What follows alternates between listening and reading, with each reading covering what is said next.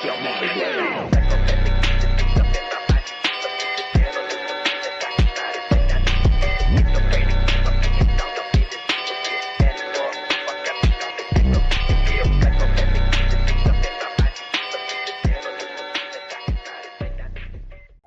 I am in Zagreb, in the capital of Croatia. I've come to speak to an African who I would say is a legend as far as playing in this country is concerned. His name is Mathias Chago. He played in this country, stayed in this country, he lives in this country, he speaks the language and has become the gap between a lot of African players and Croatia. I'm very honored to speak to Mathias Chago here in the city of Zagreb, Croatia. Hi, bro. Yeah, how are you? To be here in Zagreb. Yeah. To meet the big man himself. Welcome. So, Chago Mathias, great to be with you here. Great to be with you too. Fantastic. You played football in this country for Zagreb, for Lokomotiva NK. Yes. Take us into your career in a nutshell. Yeah, I played first, in Cameroon with 16 years. I was playing for Olympique Vollier. Wow. I was the youngest player, playing in first division. And after Cameroon, I came directly to Croatia. And I went to the second division club. The name was Metalac. I played there for almost 3 years, and then I came to Dinamo Zagreb in the time of Luka Modric, Da Silva, Luka. So you were teammates to Luka Modric? Yeah. So he was playing a little bit in front because I was playing in defensive midfield. Me and Zoran Mamic, who was coming from Bochum. Oh wow! So after I have two back surgery. After my two back surgery, I went for loan in NK Istra. And after Istra, I came back. I came to Lokomotiva. I came back to Dinamo. Okay. After Dinamo, I came to Lokomotiva. After Lokomotiva, I went to Iran. Oh, wow. When I was playing Fulat for 3 years. After those 3 years, the club called me back to come to help the team because Lokomotiva is. They have a lot of young players because we produce a lot in the academy. Oh, okay. So I play 1 year, and then after that 1 year, they proposed me to be like a coach, and then I said no, I cannot be a coach. That's why I choose to be a scout. And besides that, also as well, I play for national team. Oh wow! Of Cameroon. So you were once teammate of Samuel Eto'o. Yeah, legend and good person, and I congratulate him for all the hard work he's doing in Cameroon because I know that since he came, a lot of things changed, for the players. And what can I say? I play with him. I play against Ivory Coast in the first 11. He was playing as well. And but I was in the bench against Morocco for the qualification for the World Cup in South Africa, and also I get 2 or 3 call up from the national team, and that's all. Fantastic. Yeah. How did you land in Croatia? From Cameroon to Croatia is not something one would expect. As a Cameroonian, we would expect that you go to France, you go to Belgium, you go to Germany, Italy, Spain. How Croatia? Why Croatia? Honestly, in 2001 when I came, before when I came, I have a friend, his name is Patrice Kwedi. I used to play with him. And the agent who brought him here, in Dinamo Zagreb, just come back and asked me if I want to come to Croatia. Oh, wow. And you were then in Cameroon? Yeah, we were together. We were playing together in the same team. But honestly, when you're in Africa, he's struggling, now it's getting better. But before 20 years, it was 25 years, it was not like that. Wow. So when I have everyone who have the opportunity to go to Europe, so when he told me, I just say, yes, just take me, Wow. And I cannot say that I'm... how can I say that I'm not? Regret the decision? No, I don't regret the decision, And but look, I think I could have a better career if I didn't have an injury. Because when you see now that Luka Modric was playing the same thing like me, he was a defensive midfielder like me, but I was in front of him, and he get the Ballon d'Or. But it doesn't mean that, But good guy and top player. Are you guys still in touch? If he sees you today, will he remember you? Yes, why not? We play almost like 3 or 4 years together, in Dinamo Zagreb. Yes. And we used to hang out and everything. Club in the history of Croatia. Yeah. Great club. I have a great memory over there. I have a lot of trophies, and it's a good country. It is a good country, for soccer, and it is a good. How can I say this? Next step for a lot of players, coming from Africa. Look, the soccer here, they play very well. It's physically, and I know, what they miss. Exactly. Yes, and that's why, all the player I brought, in Croatia, I can, it's not just to, I don't know, to put myself high, Yes. but all of them, they succeed. Let's talk about that. Now you are a scout. Yes. You now bridging the gap between African players and Croatia. Yes. Haven't played here for many years. Yeah. You know the league like the back of your palm. Yes. And you have become the pipe or the connection between African players and the Croatian league. Yes. Let's talk about the players that you brought here and how far they've progressed from Croatia. Look, the first player I brought, it was Ibrahim Aliou, and we sell him from Lokomotiv to Houston for 2.5. Wow, 2.5. He's a Nigerian. He's a Nigerian player. I love Nigeria. I love Nigerian people. Thank you. I was there. I was in Lagos, and I'm looking forward to go again. In 2025. You are highly welcome. Yeah, thank you. So, and the second player I brought, it was Ubani. That's a Nigerian. He's Nigerian as well. Good player, but he has some small injuries. And but for my point of view, he have a great talent, but he still need to work, on many things, and also in the mental way. Also, as well, I brought Peter Agba, who is playing now conference. He playing Olympia Ljubljana. Oh, yes. So they play, I think, European League. Yes, Conference League. Yes. You brought him to Croatia. Yeah, I brought him also to Croatia. I brought also Ikweme. I think it's Ikweme. Okay. He went to Bulgaria. After Bulgaria, now he's sent to Ukraine. Okay. And what I can say more, Faye. I knew about Faye, the guy Mikayil who was Faye. at Barcelona. Yeah. The diminutive. Yes. Faye. I saw him when he was 15 years old.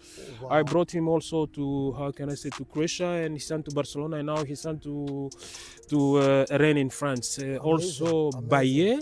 Wow. Baye also now went to Charlotte for, I think, his 2.5 million. Oh, wow. And I mean, there is how can I say this? There is many players I brought, and I can say that all what I brought in Croatia, or I advise, because most of them, I advise, I don't know, To guide them. Yeah. So to how can I say this? To come to Croatia, that is a good country. Even if you don't want to come to my club, how can I say this? Lokomotiv Zagreb. I can always how can I say this? Advise another people to take you, because for me, I want to see. I was a soccer player, so when I see a good player, even if there is not a possibility, I don't know, to play in Lokomotiva, I always will want to see more of them, in this country, and to see more of them. How can I say this? Succeed. Exactly. Let me quickly ask you: before you became a scout, did you do any form of training? Or you just have the natural eyes to see a talent? I think that soccer as an ex-player, that helped me. Yes. But also as well, I went for the B license pro. Oh, wow. After I end with my career. I was 35 years old. It was in 2018. I went to this B license, pro. So I learned a lot, because the view is different, as a player. Exactly. And when you learn, so you get some small tricks that helps you, how to detect, how can I say this, great young players. And what I love the most on this, it is I like to take the players, to watch them when they are 15 or 14, 15, in their best, in their element. So so it is, for me, it's like, how can I enjoy that? You know why? Because sometimes you see something that other doesn't see. Very raw. And it's one of my biggest satisfaction.